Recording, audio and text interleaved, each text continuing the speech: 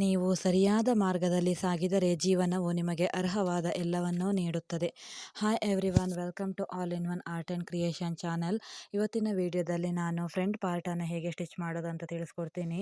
ಮೊದಲಿಗೆ ನಾನು ಟಕ್ಸನ್ನು ಮಾರ್ಕ್ ಮಾಡ್ಕೊಳ್ತಾ ಇದ್ದೀನಿ. ಮಿಡಲ್ ಟಕ್ಸನ್ನು ನಾನು ಹೇಗೆ ಮಾರ್ಕ್ ಮಾಡೋದಂತ ಹಿಂದಿನ ವಿಡಿಯೋಗಳಲ್ಲಿ ತಿಳಿಸಿದ್ದೀನಿ. ಹಾಗೆಯೇ ಎರಡನೇ ಟಕ್ಸ್ ಬಂದ್ಬಿಟ್ಟು ಬಟನ್ ಪಟ್ಟೆ ಅಟ್ಯಾಚ್ ಮಾಡುವಲ್ಲಿ ಮೊದಲು ಒಂದು ಮಿಡ್ಲಲ್ಲಿ ರೌಂಡ್ ಹಾಕ್ಕೊಳ್ಳಿ. ನಂತರ ಬಟನ್ ಪಟ್ಟೆಯಿಂದ ಸ್ಟ್ರೇಟ್ ಎಳ್ಕೊಳ್ಳಿ. ಮಿಡ್ಲ್ ಲೈನ್ ಹಾಕ್ಕೊಂಡ್ರೆ ನಿಮಗೆ ಈಸಿ ಆಗುತ್ತೆ ಟಕ್ಸ್ ಹಾಕ್ಕೊಳ್ಳೋಕ್ಕೆ.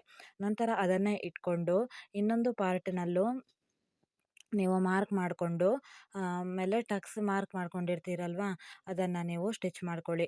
ಮಿಡಲ್ ಟಕ್ಸಿಗೆ ಮಾತ್ರ ನೀವು 1 ಇಂಚ್ ಆಗುವಷ್ಟು ಹಿಡ್ಕೊಳ್ಬೇಕು. ಮಿಕ್ಕಿದ್ದಕ್ಕೆಲ್ಲ 1/4 ಇಂಚ್ ಆಗುವಷ್ಟು ಹಿಡ್ಕೊಂಡ್ರೆ ಸಾಕಾಗುತ್ತೆ. ಮಿಡಲ್ ಟಕ್ಸಿಗೆ ನೀವು ಯಾಕೆ ಅಷ್ಟು ಹಿಡ್ಕೊಳ್ಬೇಕಂತಂದರೆ ಪಾಯಿಂಟ್ ಅನ್ನೋದು ನೀಟಾಗಿ ಬರುತ್ತೆ.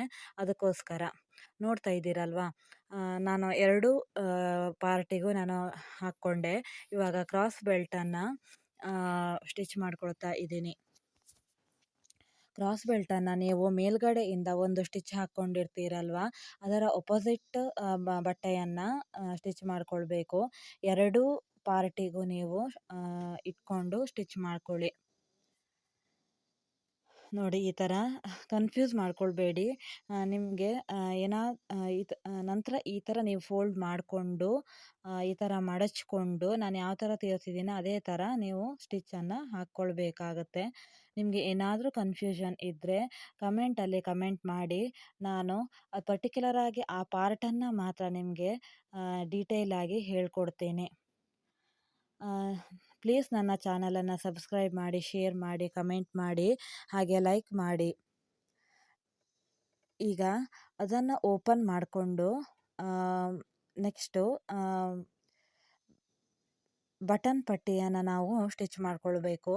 ಅದನ್ನು ಒಂದು ಸೈಡು ನೀವು ಬಟನ್ ಪಟ್ಟಿಯನ್ನು ಸ್ಟಿಚ್ ಮಾಡಿಕೊಂಡು ಒಂದು ಬದಿ ತುದಿಯನ್ನು ಸ್ಟಿಚ್ ಮಾಡ್ಕೊಂಡ ನಂತರ ನೀವು ಬಟ್ಟೆಗೆ ಬಟನ್ ಪಟ್ಟಿಯನ್ನು ಸ್ಟಿಚ್ ಮಾಡ್ಕೊಳ್ಬೇಕು. ಒಂದು ಅಗಲ ಪಟ್ಟಿ ಇರುತ್ತೆ, ಇನ್ನೊಂದು ಸ್ವಲ್ಪ ಕಡಿಮೆ ಅಗಲ ಪಟ್ಟಿ ಇರುತ್ತೆ. ನಾನು ಈ ಕಡೆ ಎಲ್ಲ ಹೇಗೆ ಅಂತಂದರೆ ಜಾಸ್ತಿ ಹುಕ್ಕನ್ನು ಬಳಸೋದಿಲ್ಲ, ಬಟನನ್ನೇ ಯೂಸ್ ಮಾಡ್ತಾರೆ. ಸೊ ಅದಕ್ಕೋಸ್ಕರ ಅದಕ್ಕೆ ಅನುಕೂಲವಾಗುವ ರೀತಿಯಲ್ಲಿ ನಾನು ಸ್ಟಿಚ್ ಮಾಡ್ಕೊಳ್ತೀನಿ. ಫ್ರೆಂಡ್ಸ್, ನಿಮಗೇನು ಇದೇನು ಅರ್ಥ ಆಗಿಲ್ಲ ಅಂತಂದರೆ ವರಿ ಮಾಡ್ಕೊಳಕ್ಕೆ ಹೋಗಿ ಕಮೆಂಟ್ ಮಾಡಿ. ನಾನು ಪಾರ್ಟ್ ವೈಸ್ ಅಷ್ಟನ್ನೇ ಮಾತ್ರ ನಿಮಗೆ ವಿಡಿಯೋ ಮೂಲಕ ತಿಳಿಸ್ಕೊಡ್ತೀನಿ. ಹಾಗೆಯೇ ಬಟನ್ ಪಟ್ಟಿಯನ್ನು ನೀಟಾಗಿ ಫೋಲ್ಡ್ ಮಾಡ್ಕೊಳ್ಬೇಕು. ನೋಡಿ, ನಾನು ಯಾವ ಥರ ಫೋಲ್ಡ್ ಮಾಡ್ಕೊಳ್ತಿದ್ದೀನೋ ಅದೇ ಥರ ನೀವು ಸಹ ಫೋಲ್ಡ್ ಮಾಡ್ಕೊಳ್ಳಿ. ಎಲ್ಲರೂ ನನ್ನ ಚಾನಲನ್ನು ಸಬ್ಸ್ಕ್ರೈಬ್ ಮಾಡ್ಕೊಳ್ಳಿ ಅಂತ ಹೇಳ್ತಾ ಇವತ್ತಿನ ವಿಡಿಯೋ ಮುಗಿಸ್ತಿದ್ದೀನಿ. Thank you.